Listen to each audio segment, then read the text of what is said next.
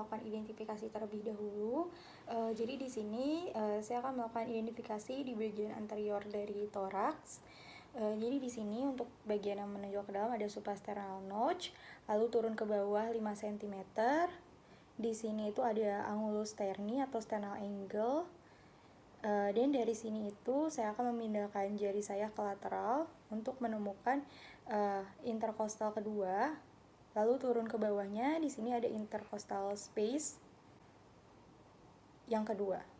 Bagian posterior dari toraks, saya meminta pasien untuk duduk dan agak sedikit menunduk. Boleh Pak, agak sedikit menunduk ya. Nah, dari sini dapat ditemukan vertebra yang paling menonjol, ini adalah C7. Dan di bawahnya itu nanti akan ada T1, dan nanti ke bawahnya lagi itu dapat menjadi patokan untuk menemukan lokasi sudut inferior scapula yang biasanya ada di intercostal space ke-7. Selanjutnya saya akan melakukan identifikasi daerah-daerah di sekeliling dari toraks ini. Yang pertama di sini di tengah-tengah ada mid sternal line, yang mana ini garis vertikal ke bawah yang membagi sternum menjadi dua.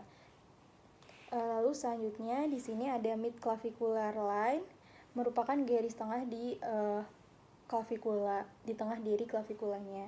Lalu selanjutnya di sini ada anterior axillary line, yang mana ini garis vertikal ke bawah di anterior dari lipatan aksila. Sedangkan yang di belakangnya itu ada posterior axillary line, dan di tengah-tengah antara anterior dan posterior itu ada mid axillary line.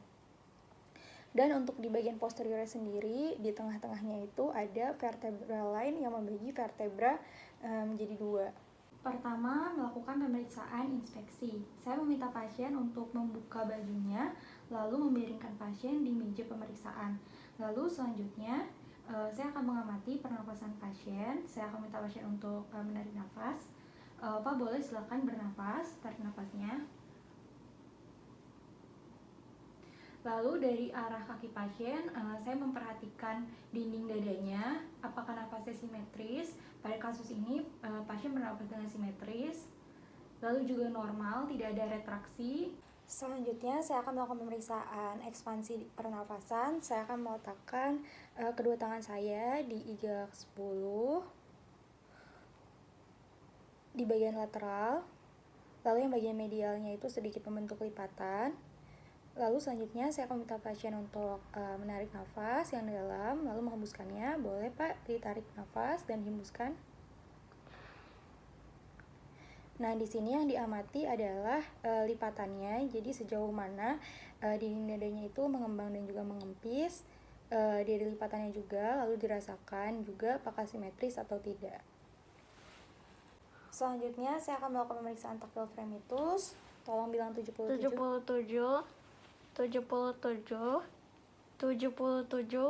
Selanjutnya saya akan melakukan pemeriksaan perkusi. Pemeriksaan ini diawali dari bagian supraclavikular. Di sini yang diperhatikan dibandingkan antara perkusi bagian kanan dan juga kiri, lalu juga perbedaan intensitas, pitch, durasi, dan juga suara perkusinya.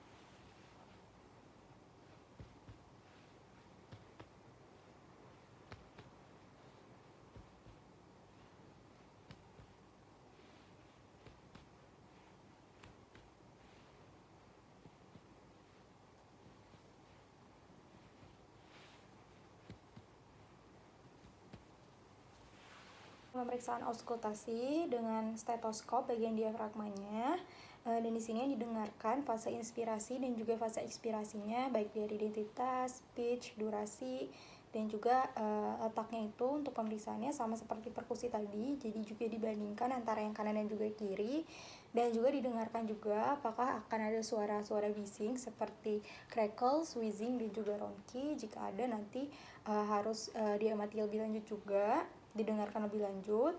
Dan nanti selama pemeriksaan saya akan meminta pasien untuk bernafas yang dalam dengan mulut yang terbuka.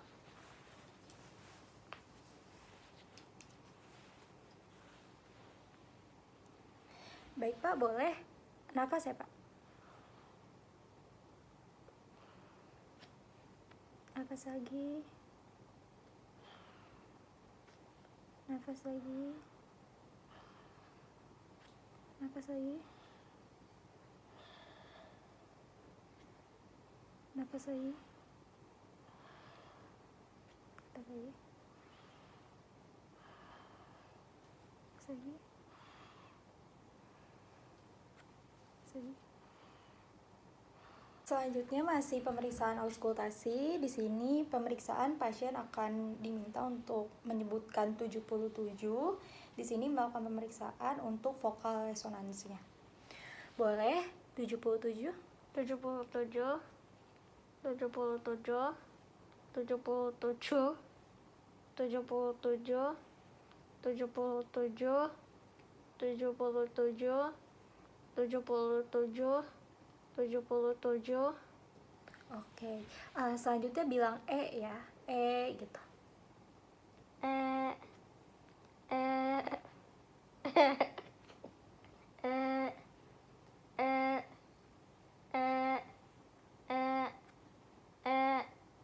Selanjutnya bisik-bisik bilang 77. 77 77 77 77